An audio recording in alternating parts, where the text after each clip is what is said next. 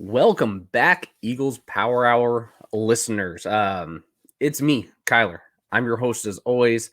Unfortunately, it doesn't look like we're going to be able to have Rusty this season. At least for football, he's extremely busy with his job, with his family. He's got to take a little bit of time off. So unfortunately, you guys just have me. Hopefully, that's not horrible.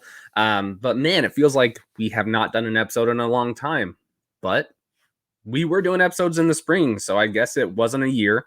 We're only a few months away from really doing our last episode, and now we're back. We are going to be talking about Eastern Washington football. So that's got to be some exciting news. But again, you can follow me down there, Kyler EPH. We are on Twitter. You can see me on FCS Fans Nation, and just to talk about a little bit of things that are going on. We're going to probably be posting our actual YouTube videos to FCS Fans Nation Network. So look out for that. It's a great opportunity to build this brand, also help out FCS Fans Nation and their network and everything that they're trying to accomplish. But yeah, let's go ahead, just get started. My summer's been pretty uneventful, so there's not much to talk about there. So let's just go ahead and get started on what actually matters to the listeners, and that's Eastern Washington football. So if you are listening to this on podcast form, well, cool. That's awesome. If you're listening this on YouTube, you're actually going to see kind of the banners on what we're going to be talking about. Podcast form, you're just going to have to wait. It's going to be more exciting. But the spring recap. I mean, the spring season was weird, and I guess that's the only way I can even say it. It was weird. I'm glad it happened rather than canceling the full season. It was a cool test. I'm glad we're never going to be doing it again. I hate the people who are saying FCS football should just be in the spring. You'll have no competition. Viewership was down. There's actually more competition. There's just not football competition. So I'm glad it's over. I'm glad we're back where we belong. It's another fall season. Eastern Washington, I'm going to say it was kind of a letdown season. Yes, we went to the playoffs. We went 5-1 in Big Sky play. So, we did fairly well. But if you're an Eastern Washington fans, you kind of expect a little bit more. And we ran out of gas in the playoffs when we played North Dakota State again. This time, we were up 21-0. We were absolutely bullying them. We were using our speed. We were using our athleticism. But then once it got about halftime, NDSU did what they do best. They out-physicaled us. They pushed us around on the line. We didn't have any time to throw the ball. And also, we could not stop the run to save our life. I think they rushed like 400 and something yards, and most of that was in the second half. We ran out of steam. They out-physicaled us. They kind of persevered, and we lost in the first round. It was pretty upsetting. Now, most people are not going into the Fargo Dome and winning. So, even if we lost, that wouldn't be that upsetting. It is NDSU. They've won 8 of the last 10 championships.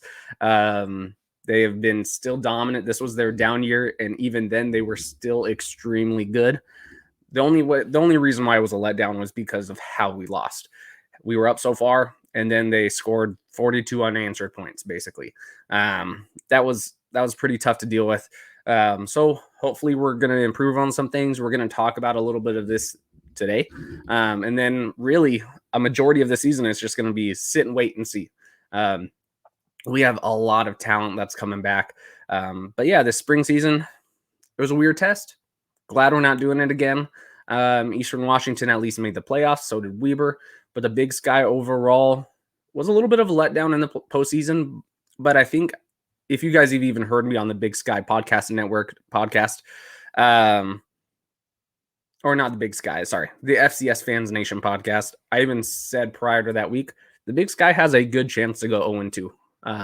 There's some style matchups that they probably don't want. Southern Illinois, they were a tough team this last year, and Weber was winning up until the last 50 seconds. That was a very good game. They were out with their top running back, Josh Davis, but they ended up losing. So the Big Sky went 0-2 in the playoffs in the spring. But Montana State, they weren't playing. Sac State, they weren't playing. Those were 3 of the top top 4 teams from the 2019 season, unfortunately. So we'll see what happens with the Big Sky this year, but it does look really promising. So let's talk about one of the more exciting things that happened this offseason as a conference in general. The Big Sky is no longer on Pluto TV. Round of applause. Round of applause. I mean, the Eastern feed was never too awful.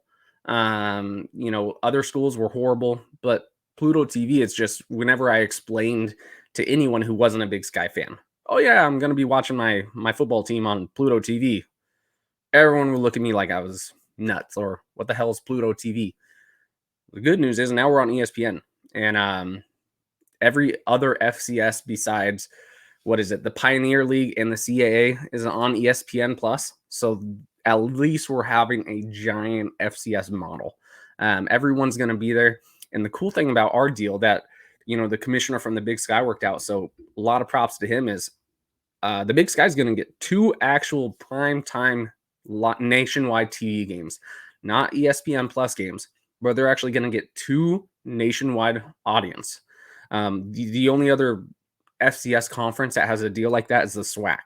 So even the Missouri Valley, they're not guaranteed any type of nationwide audience where it's ESPN2 or ESPNU or ESPN game. They'll probably still get one, most likely. I mean, they have, it seems like, the last few years because of North Dakota State, and maybe if they're playing South Dakota State or something like that, there's at least a lot of noise. Some people want to see that because people have heard of those teams and they've done extremely well, especially with South Dakota State being in the national championship last year, and then North Dakota State just being the dynasty. They'll most likely get an ESPN2 game throughout the season, but they're not contractually obligated in the Missouri Valley to get those games. The Big Sky is contractually obligated. So that is pretty awesome, and big props to the Big Sky for that. So if you guys aren't familiar with ESPN Plus, just go on ESPN through any type of smart TV app on your computer, anything like that, and log in for the ESPN Plus app.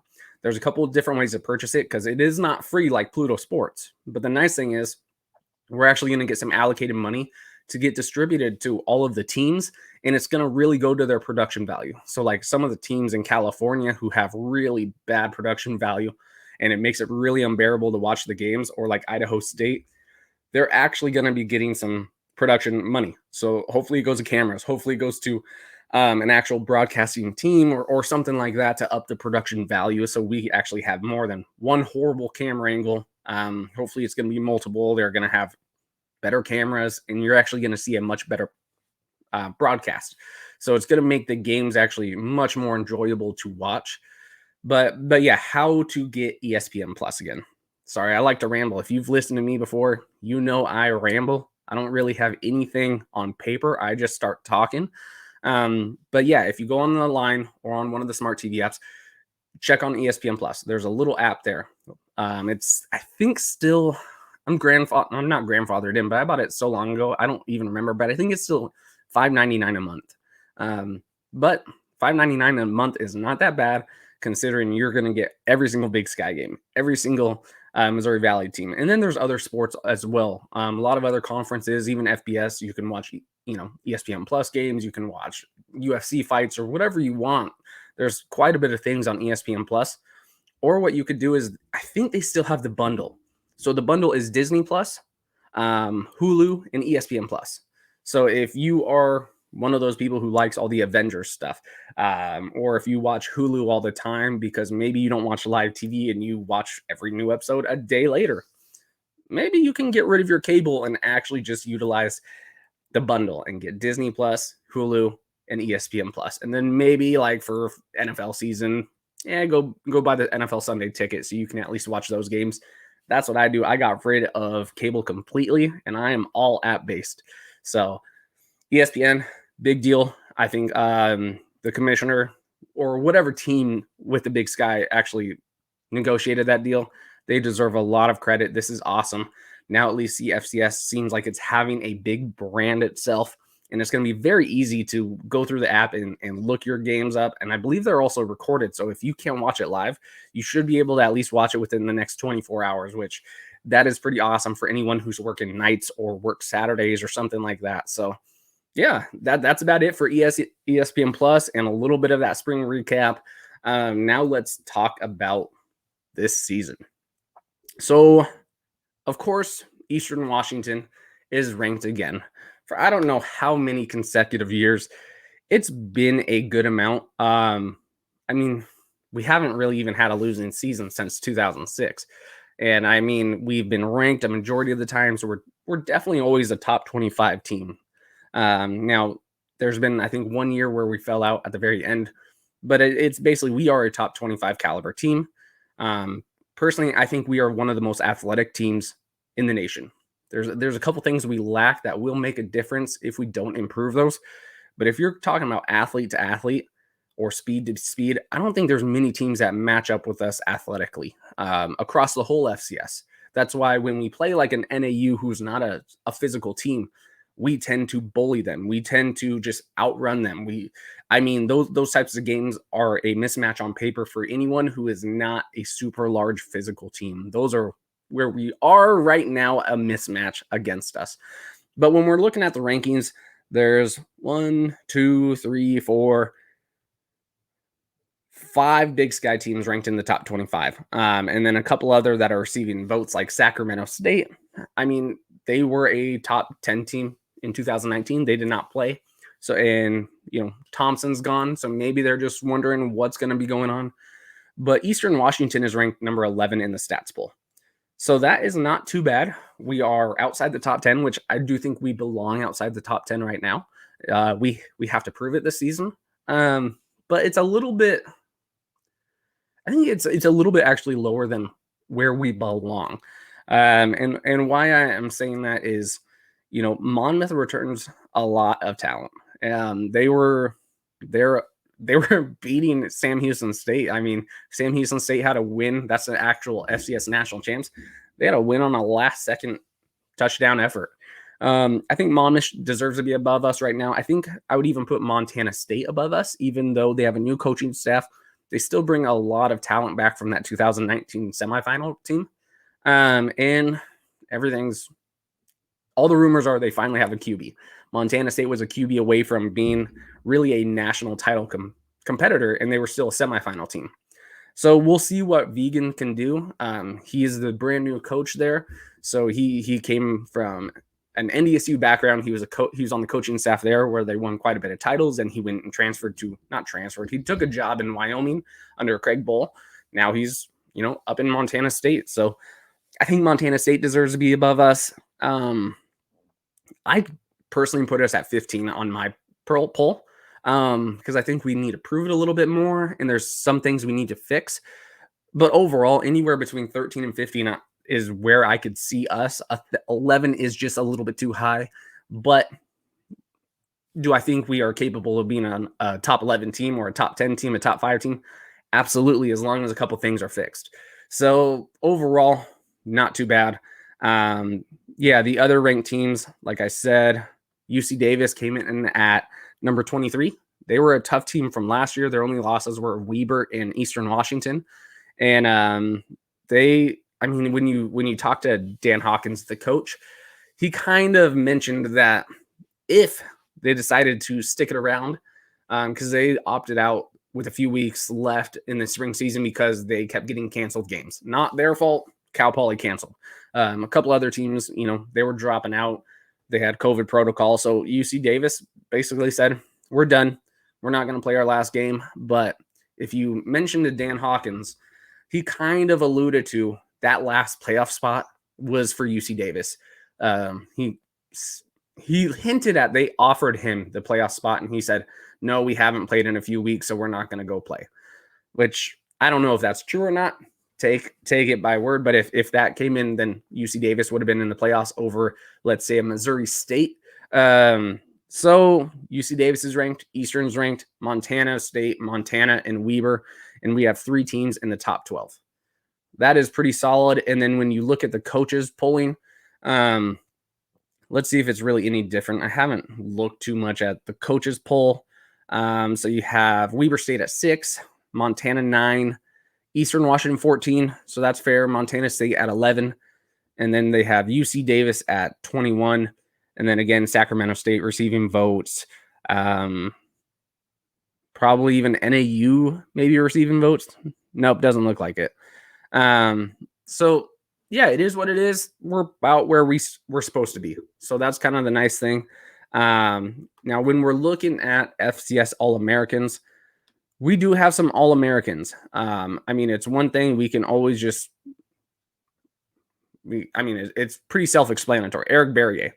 Eric Berrier is definitely an All-American. He's one of the favorites to win the Walter Payton Award. He was a Walter Payton Award finalist last year, but he is on the All-American team. Let's see who else is. Okay, here we go. So the reason why I stuttered a little bit is because there's so many different All-American lists. Let's talk about stats first, then we'll talk about hero, then we'll talk about Phil Steele. But if you're looking at All-Americans, so first team All-American on the stats list, Eric Berrier. First team All-American, okay? Tristan Taylor, offensive tackle. He's a second team stats performer. He's another All-American. So those are the two All-Americans that we have on our team from the stats list. Now, if you're looking at Hero Sports, again, now it's Eric Berrier. Of course, he's going to sweep this type of award. He's on the first team Hero Sports. And then kicker Seth Harrison, he's on the third team Hero Sports. And then Phil Steele, if you've ever looked at some of his publications, he used to have a giant booklet of everything about the FCS. He doesn't do it anymore, unfortunately, because there wasn't enough audience. He kept asking on Twitter for it. If you wanted to see it, he's going to keep doing it. He didn't get the responses he wanted. He didn't get the honors that he wanted, so he stopped really doing it. But he still at least puts out all conference teams, all American teams for the FCS. He does his due diligence. So Phil Steele, you are awesome. But Eric Berrier again, Tristan Taylor again. So Eric Berrier's first team, Phil Steele, Tristan Taylor second team, and then Limu Jones, who had an outstanding season this last season. He became second team All-American. And then when you're looking at basically Big Sky Awards, I mean, the list is, I'm just going to mention some of them, and this could be all Big Sky preseason or Phil Steele. But we got Mitchell Johnson now. I'm not going to mention the names that we already named, but we got Mitchell Johnson, Tamarick Pierce, Joshua Dramone, Seth Harrison. Oh, I already mentioned him. Freddie Roberson, Andrew Boston. So we have three different wide receivers on, the Big Sky All-American list for Phil Steele. So that is awesome. We got Wyatt, offensive line, and then Anthony Smith, our safety. So what's more, we have a lot of talent. I don't need to say too much about it. We have a lot of talent on this team, and I'm looking forward to seeing what they're actually going to produce out there, because it's not just a lot of talent, but it is a lot of talent and a lot of experience that are coming from this team. Here was a crazy stat I read when I got really that Go Eagles news publication yesterday. I think it came out, but it's a giant article. You guys go read it if you can. If you follow like Eastern Washington on Facebook or something, it's going to be right up there. Maybe I'll even post a link to it, because there's so much data. There's so much information. But we have 36 players returning that have a total 318 career starts between the 36 players. A lot of talent. I mean, that's a lot of experience. That's a lot of talent. It's, 102 total starts by offensive players and 136 total starts by defensive players. That is insane. And we have all starters coming back from the spring besides, Chris Ojo, who basically, I think he transferred to New Mexico State, which, to be honest, that's a team Eastern Washington would throttle. But, good luck to him. I hope he does phenomenal things there. But he wasn't even playing at the very end of the season last year. So if you're looking at who's playing from the last 4 games, every single starter we had in the spring season is coming back. But yeah, 36 players that have 318 career starts. Nothing is going to surprise this team. They've seen it all. They've been through it all. This is a lot of experience. Most of these players, they've been on the 2018 national championship team. Not championship team, but runner-up. They've been in a national championship. So they have a lot to prove. I'm sure they feel kind of let down or bummed out on how the last few seasons have gone. So I think they want to come in here, prove a lot. I mean, there's a lot of senior talent on this team as well. But now let's just dive into the actual schedule itself, and then we'll talk about the game that is this week. So the actual football schedule, let's see here, because this schedule is pretty exciting. And I'm just going to go game by game. I'm not going to do any predictions. I'm just going to tell who we're playing, where we're at. And then at the very end of the show, we are going to do an actual really easy projection. I'm just going to pick games. And then at the end of the season, we're going to see how well Kyler did. How awful did Kyler do? But first game, Friday or Thursday, September 2nd in Viva Las Vegas. We have the Rebels. We're playing Las Vegas, UNLV. We are playing them at Allegiant Stadium, so that's pretty cool. The Death Star, or whatever they like to call it down there, the new Raider Stadium. It's amazing looking. We actually get to play in an NFL stadium. We've done that before when we played Central Washington. I think it was still called Quest, not CenturyLink or anything like that. I think it was still Quest, but we're playing at an NFL stadium. So that is super awesome. I'm excited. Then September 11th, we're playing Division II old historic rivalry, Central Washington University. Now, unfortunately, yes, it's a D2 game. We did not have a D2 game on our schedule until not that long ago. We were playing Jacksonville State, who they were actually supposed to return from our home and home agreement when we played them in 2019. We already paid all the money. We traveled all the way down to Alabama. It was a hell of a game. Our players started going down with injuries quite a bit at the end, but it was a very competitive, fun game to watch. Jacksonville State came back at the end, and then they ended up winning.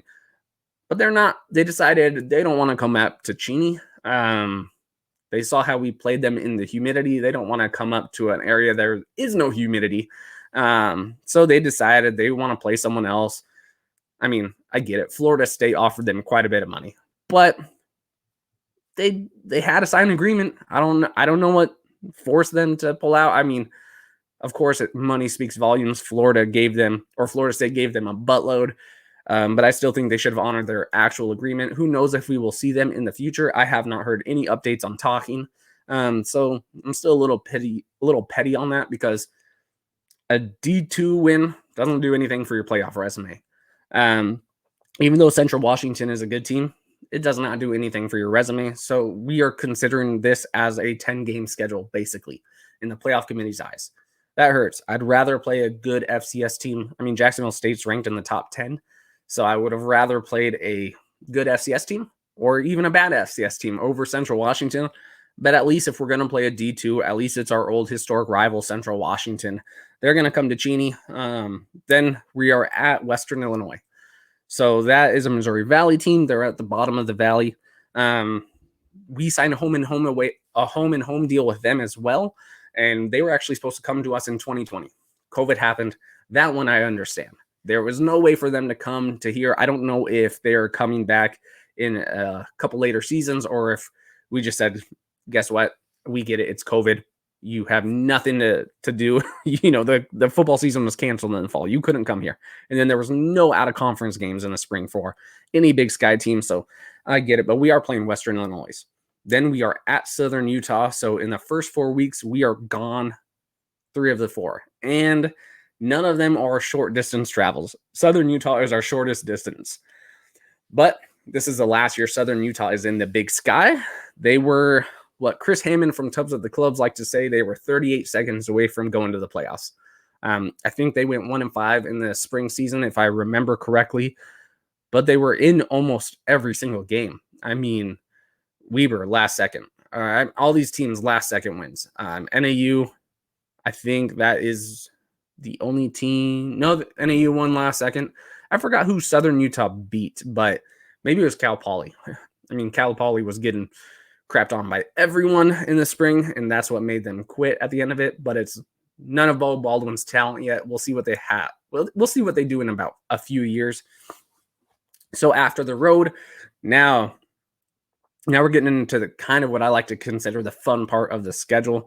Montana is coming to Roos Field for the first time since, has it really been 2016?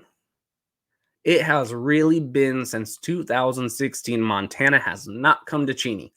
This used to be that rivalry game where we played every single year, and it was one in Missoula, then the next year in Cheney. They've avoided us. Idaho came in, kind of mixed up a little bit of the situation to where Montana got lucky and did not have to come to us in 2018, which they would have 100% lost.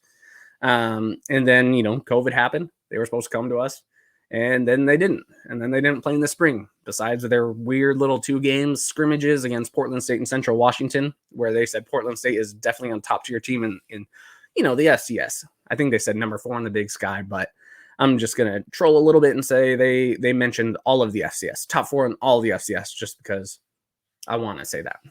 But yeah, Montana comes to Cheney. It should be fun. That's going to be a very packed game, especially since they haven't been since 2016.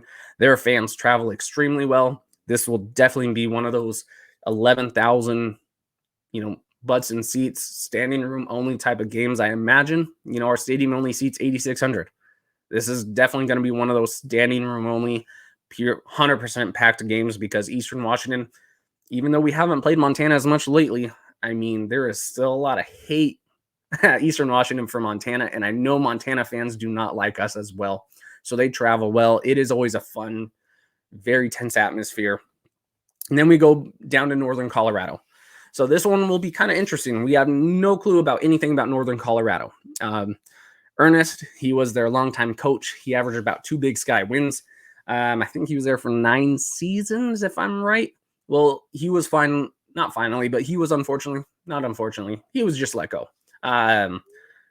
A lot of people at the university loved him. From everything I've heard, he was a great guy. He's a great ambassador for the actual student athlete. He just wasn't a D1 caliber coach, in my opinion. He struggled a lot. So they have new Ed McCaffrey. If you guys don't know who Ed McCaffrey is, look him up. He's a former NFL wide receiver. Then also what you're going to see is his son, Christian McCaffrey. I mean, this dude, he's going to spice it up at least. There was a lot of crazy offseason hires that happened in the last fall, right after the 2019 season, where, Bo Baldwin, one of the Big Sky's best coaches ever. I'd rank him right behind Bobby Houck, but he went to Cal Poly. No one saw that happening. Then you got Ed McCaffrey going to Northern Colorado, and Ed does not have really a lot of coaching experience besides at the high school level. He went for a couple years. Then you had, of course, Neon Dion. He went to Jackson State. There's quite a bit of these phenomenal coaching hires.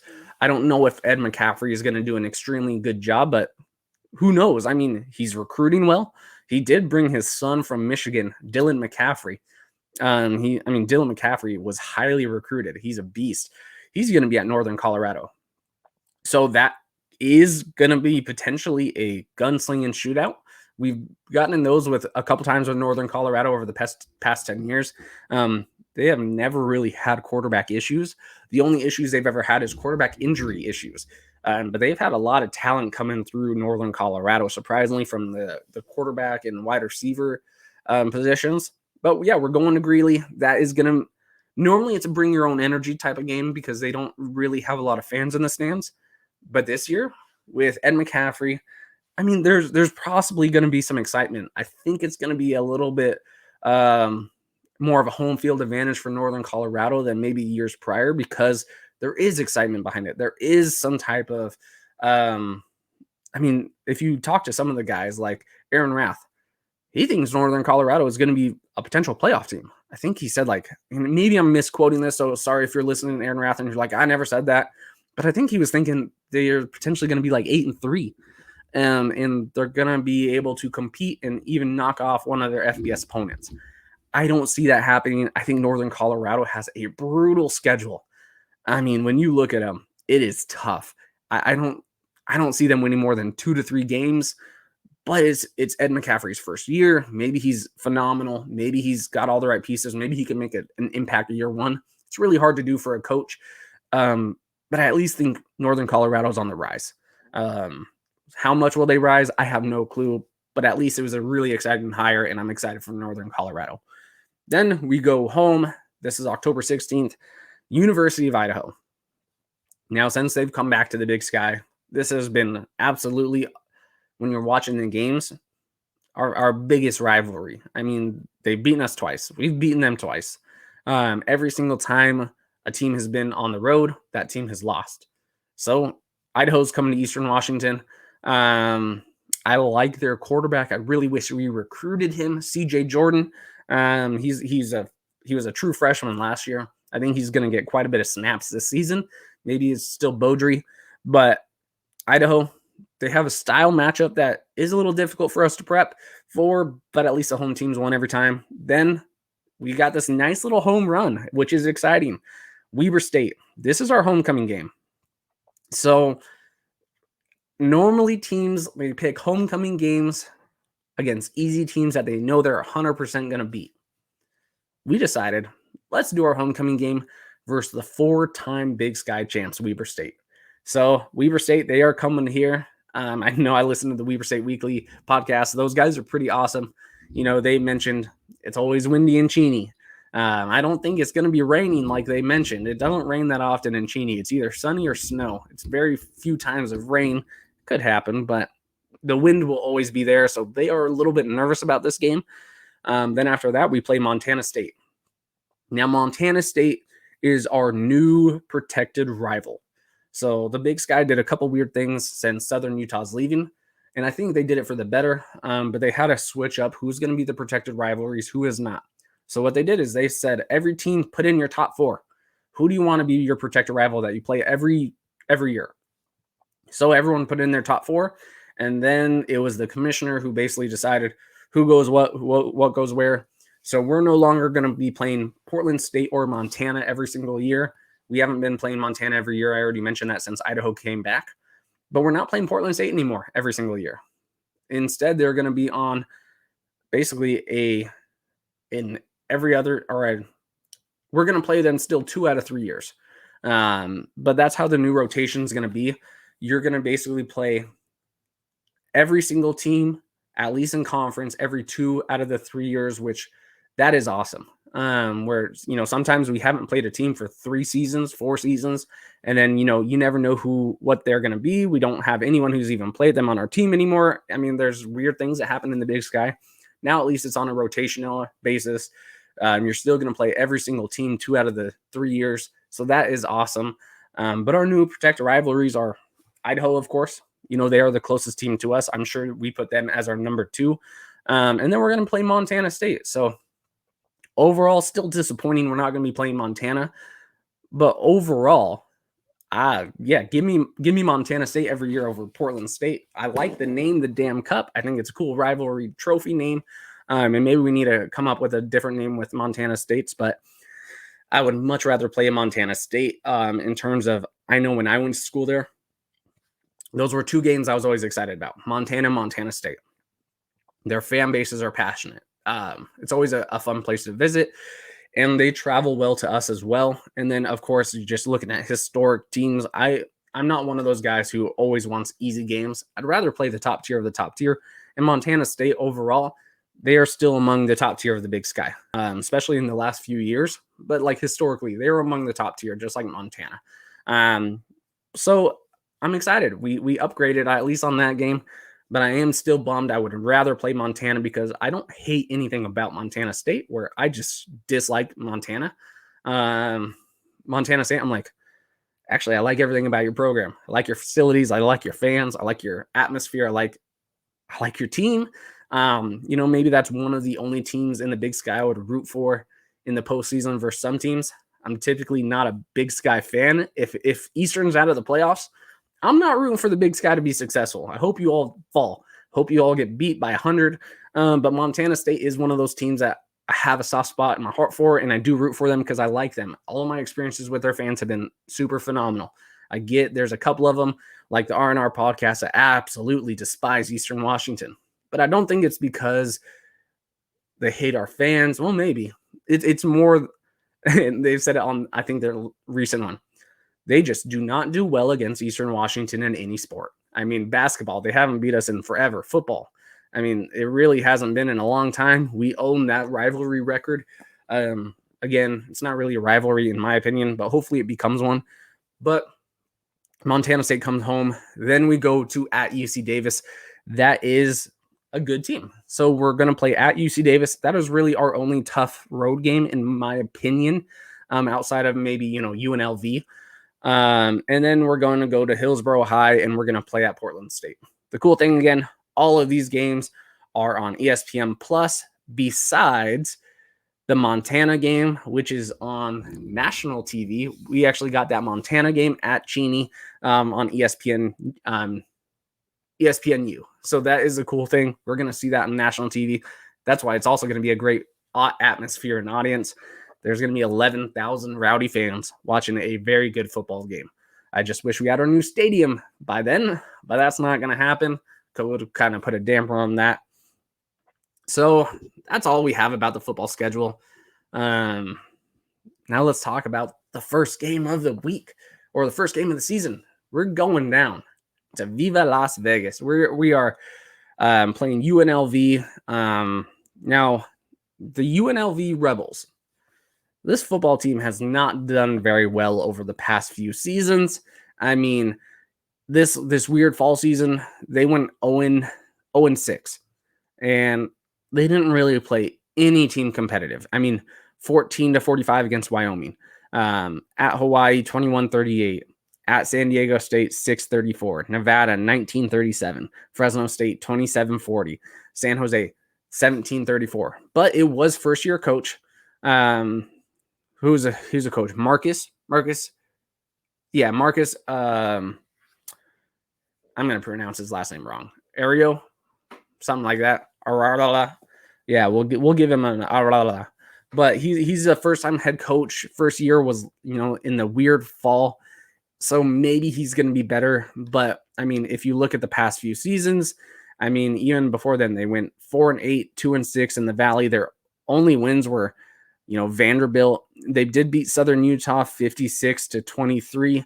But that was in the 2019 season where, I mean, if you look at it, here's some of the games that they lost. Montana State, 42-7. I mean, Portland State, 52-31. South Dakota State, 43-7. North Dakota, who's not, a superpower in dominating teams. They're still good, but then they won 36-18. So it's not like UNLV beat this really good FCS team. They beat a team that other FCS programs, the top tier ones, are beating by a little bit more. And then, in 2018, they went 4-8 again, 2-6 in the Valley. They beat UTEP. Proud of them. Everyone beats UTEP. NAU stomped UTEP that year as well. And then they beat Prairie View A&M, who that is their FCS game. And they did wipe the floor with Prairie View, but Prairie View's not a good caliber FCS team as well. So, I mean, when you're looking at it, UNLV is probably the easiest FBS program we have played since Idaho. Not probably. They are 100% the easiest FBS program we have played since Idaho. So that is kind of the nice thing. And overall, historically, Eastern Washington has done very well against the FBS. We are 10-27 versus FBS members lifetime. So we are winning, a little better than 30% of our FBS games. I don't know how many FCS programs can say that. And, our last couple, Washington State, they were I think an 8-win program that year. We beat them. We beat Oregon State. They were top 25 when we played them. Of course, they never hit the top 25 again, but they were still like an 8-win program when we played them, maybe 7 wins, but that's in the P5s. And then, of course, we beat Idaho. They were bad, and we kind of dominated them. But overall, I mean, we've done extremely well versus the FBS, and we don't play too many bad FBS teams. Now, we haven't had an FBS win since 2016 against WSU when we won 45-42. Gage Gruber's debut where he was a gunslinger. But, I mean, since then, we've played Texas Tech. Yeah, Texas Tech. They beat us on our worst year. We played Washington State in 2018. Again, they were extremely good. They wiped the floor with us, but we were competitive for a little bit. And then we played UW. Again, extremely good team. We lost all 3 of those games. UNLV is not that type of team. we should be competitive against UNLV. I saw one of the lines from BetMGM. They are saying it is a 9.5 Eastern as an underdog. I'll take the spread on that one. Do I think we'll win? I do actually, but overall, I mean, it's probably going to be a shootout. I was more excited because I thought UNLV was going to have Tate Martell. If you know anything about Tate Martell or anything, so he was one of the highest rated recruits out of his class in terms of quarterback. I think he was the number 2 dual threat in the nation. He got offers from like Ohio State, Alabama, pretty much any program, any top tier program, you name it. He got an offer to go play. He decided to go to Ohio State. He did not win the freshman job after he played a little bit. So then he transferred to Miami. Miami, there was a couple weird things. And now he's transferring to UNLV. But he was on QB1, if you guys know that Netflix show. And he was the guy, like Jake Fromm was there. Justin Fields was the year after, I believe.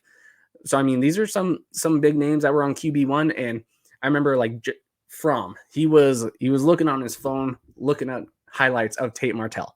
So, I mean, Tate Martell was the real deal in high school. He was from Vegas.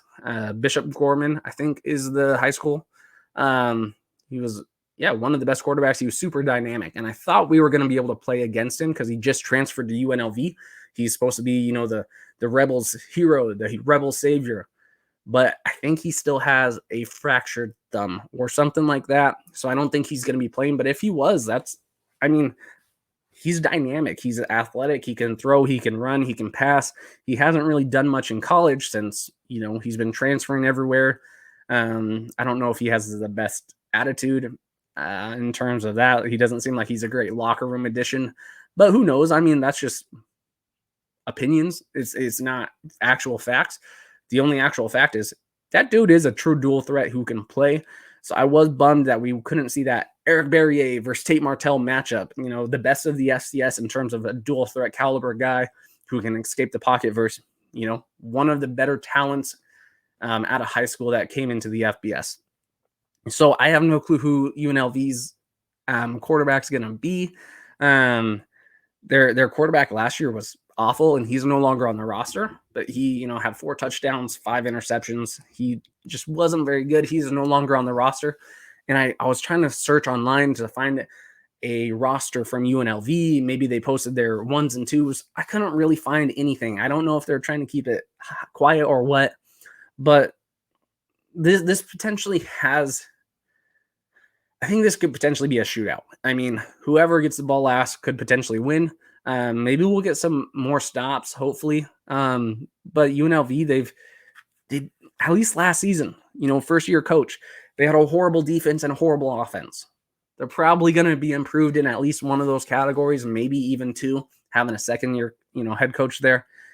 But it looks promising for a playoff caliber team to go upset any type of FBS program. I mean, if you're looking at an FBS versus FCS matchup that has a high chance of, upsetting, I think it's going to be Eastern Washington. We return every single starter, like I mentioned. There's tons of returning talent. No one is going to be afraid of UNLV after we played North Dakota State, after we played Texas Tech, after we played UW, after we played all of these teams. No one's going to be afraid to go into UNLV and compete. We'll just see what they have to offer. I think it is going to be a very high scoring game. I definitely think UNLV is going to get some chances to score against us. I think they're going to have a hard time stopping us as well. It's probably going to be a 7-point game either way, I'm thinking, but we will see.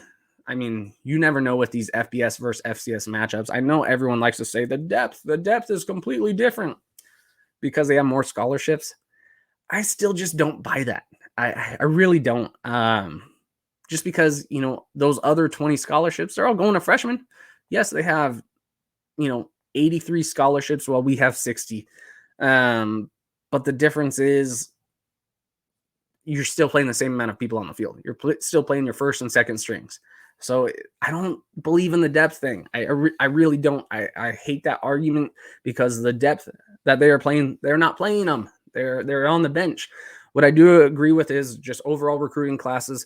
Typically, every single FBS program is getting more talent out of high school. Now, are they developing them as well? That's the big question. But overall, in terms of just pure talent, the FBS has more talent, at least on paper in high school. But we've done an extremely good job against FBS. Like I said, 10-27. We're one of 3 FCS programs that have ranked FBS wins.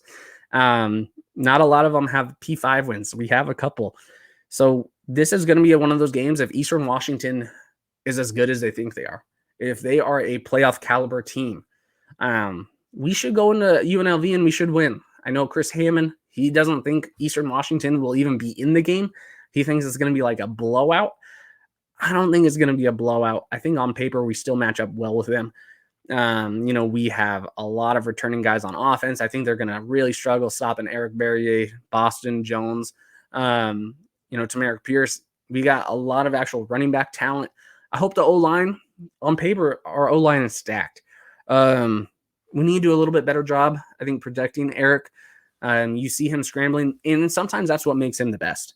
When he's outside the pocket collapses, everything's failing, everyone's scrambling from the defensive end, from the corners, the linebackers, and the line, because they're all afraid of his legs as well. So then that creates some openings for our wide receivers down the field.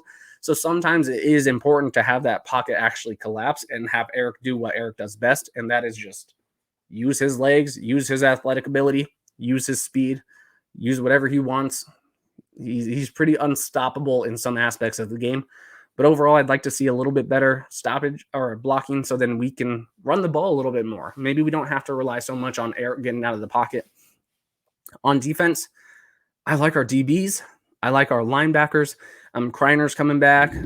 So we kind of miss him due to an injury. So he's going to be back. We got Sendelbach. We got Johnson. We got a lot of talent on defense. One thing that we were missing out last year is I like our defensive line on paper. We were just getting out physicaled by the physical teams.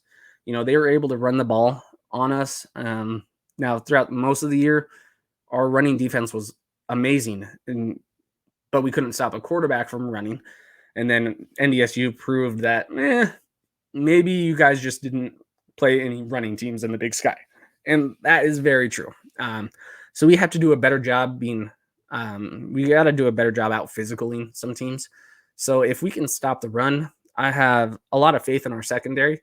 So I don't think they're going to be able to, throw as much. If we stop the run, if we're physical on both sides of the line, this playoff or this Eastern Washington team has a very, very extremely high ceiling.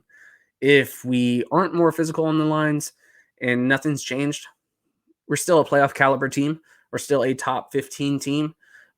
But if we're going to play some of those like South Dakota States, North Dakota States, a Weber, a Montana State, some of those physical teams, or James Madison, we're probably not going to do very well. So I would like to see those two issues fixed the most. And then I think the ceiling is extremely high. And I got faith in those guys, man. We got so much talent on both sides of the ball. Like I said in the beginning, talent for talent-wise, I don't think there's a lot of teams that can compete with us. Athlete for athlete, I don't think there's a lot of teams that can compete with us. Not just in the Big Sky, but in the FCS, in general. It just becomes, are we going to be more physical than those physical teams, or at least physical enough? We don't have to out-physical them, since we do have some of the speed, some of the talent on the outside. We just have to be physical enough. If we were just physical enough against NDSU, it could be a different game. But they bullied us the whole second half.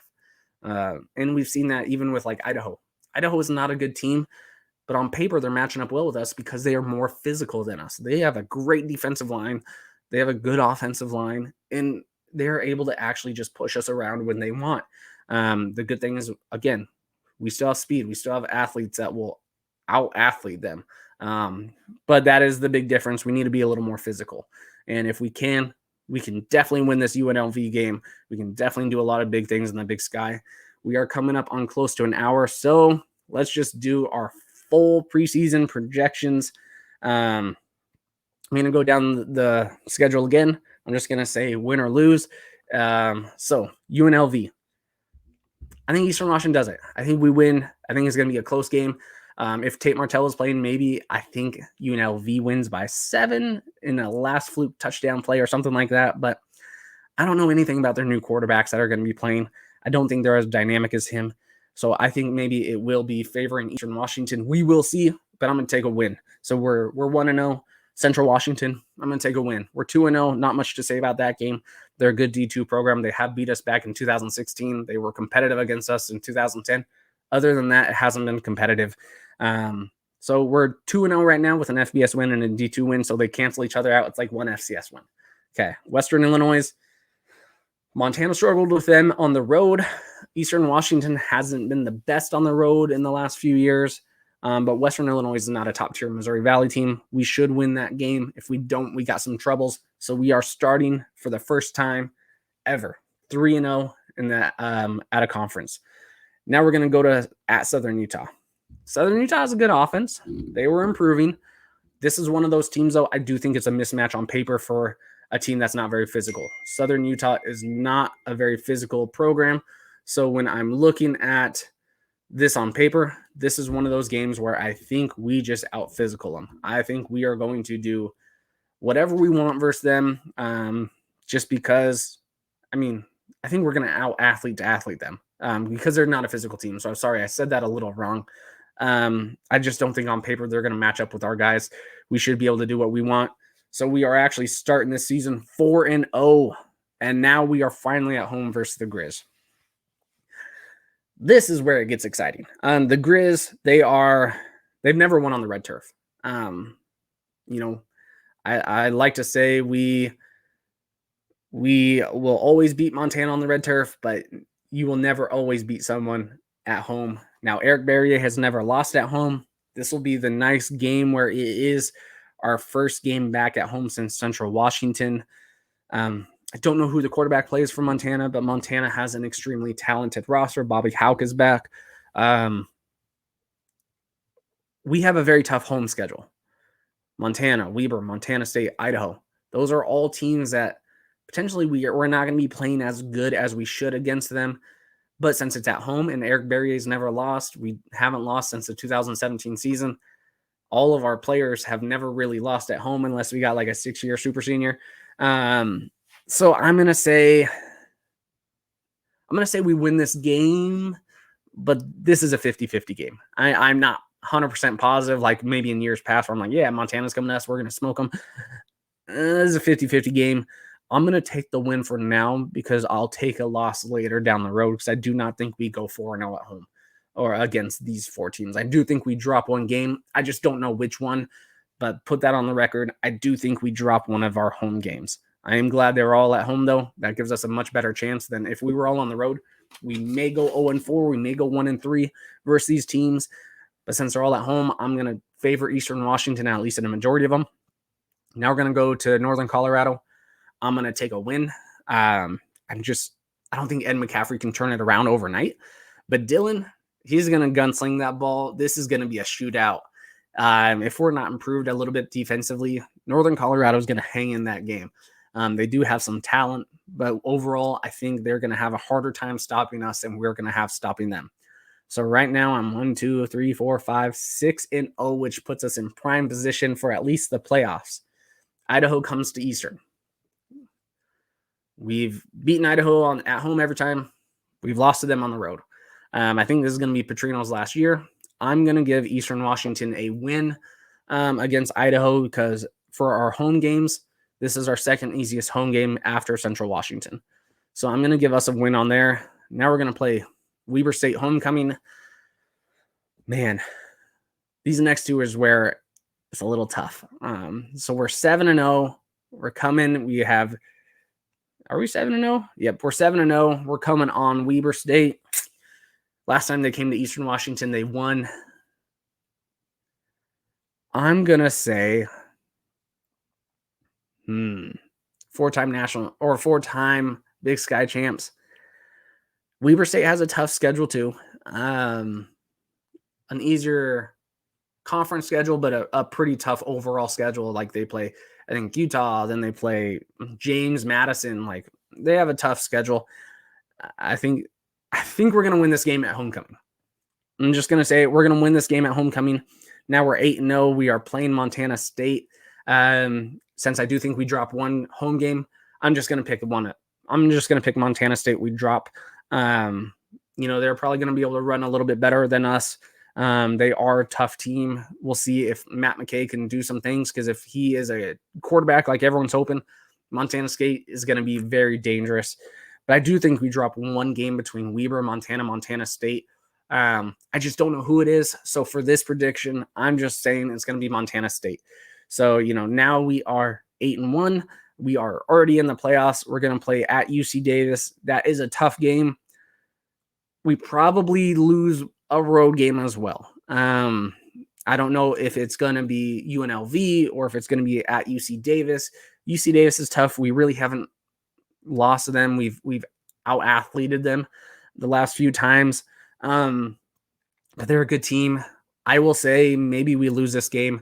So now we are 8-2, and then we play at Portland State. Guess what? Now we're 9-2, because I don't think we're going to lose to Portland State. So we're 9-2 on this season. That probably puts us pretty close to a seed, maybe an 8 seed, because it's still 2 FCS losses. So we'll see, but we're definitely in the playoffs at that aspect. If we are 6-2 in the Big Sky, we are probably not a Big Sky champ. So we need to win one of those games, be 7-1, and I think a 7-1 probably secures our way of, being a Big Sky champ, or at least a share of the title. So yeah, 9-2 on the season. That's my prediction.